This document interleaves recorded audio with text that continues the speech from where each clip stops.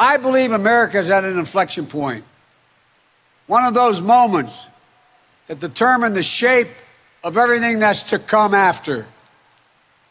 And now, America must choose to move forward or to move backwards, to build a future or obsess about the past, to be a nation of hope and unity and optimism, or a nation of fear, division, and of darkness. Wow. That was quite the speech from Joe Biden, and unprecedented, really, to have a president do a kind of primetime address in this way. Now, it was primetime, but it wasn't carried by many of the networks. NBC showed Law and Order, CBS was airing Young Sheldon, and ABC was showing Press Your Luck. Fox News showed it, interestingly. CNN, unfortunately, they cut to Caitlin Collins. Right at the very beginning, she wanted the last word, and then she got the first word off the back, and she said, that was a very political speech. And I was like, no, Caitlin Collins, it wasn't.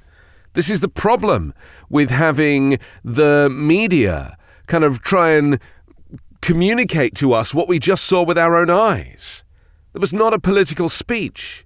He was pleading, because I really felt like he'd been tipped off maybe that something was afoot, by the security services, that something had got out of hand, that maybe there was going to be an uprising or violence, or because of Donald Trump being dissatisfied about the search of Mar-a-Lago and refusing to accept that actually he did break the law, even though he's now admitted that he's broken the law, even though he doesn't think that he's broken the law. This is my concern, is that this speech was actually out of necessity. It wasn't a campaign speech. Now, critics will say, well, it's just short of the midterms, so of course it was a campaign speech. It wasn't. It was about the fact that there is a big problem in America that does not exist in other democratic countries in this way, and that is that the former leader has turned people against each other, has turned people against the very institutions that make America great and give it its democracy. Law and order, justice, the Federal Bureau of Investigation, turning people against these institutions that are America. And when you have that happen, when you have a authoritarian character who simply won't go away, who won't accept the results of the election, thinks he's still the president, tells people that the current president is illegitimate, well, that's when the current president has to step up and acknowledge that fascism is now part of American society, and that authoritarianism and an autocrat in Donald Trump is actually a clear and present danger to the status quo of the United States, the experiment, he called it. Joe Biden is an easy person to criticize if you're on the wrong side of him. You go for the easiest things, the fact that he's old and he's a little bit doddery, even though he can ride a bicycle on a beach. I don't think that's something Donald Trump could do. To go for his speech impediment, to kind of make fun of him, or to run out of things to make fun of with Joe Biden, have to go for his kids, have to talk about his son in a derogatory way to kind of create some conspiracy theory about Hunter Biden's laptop, which has been investigated and has come to nothing. You see, this is the tragedy of having an enemy in the opposition. And it's not just Trump and the MAGA Republicans. It's also the leader of the Republicans in Congress, Kevin McCarthy, who still won't accept that Joe Biden, or certainly won't say out loud that Joe Biden was the legitimate winner of the 2020 election. I mean, this is the problem that America is facing.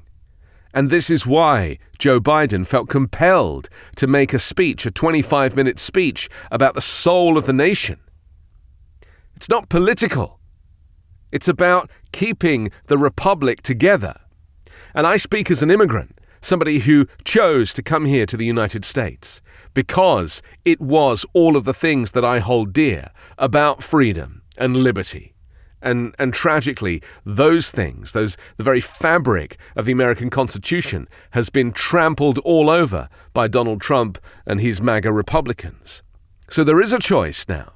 You either choose to support these institutions and to live by the rules of the land. You either choose those things, or you follow Donald Trump and you just assume that all of this is against you and it's all a conspiracy and that it's the deep state. Pick one. Because if you want America to survive, you need to follow the lead of Joe Biden. Because he knows what's at stake. He recognizes the rise of fascism.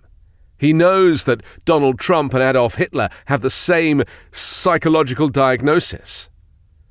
That's what we're dealing with. That's how serious it is. And that is why he made the speech.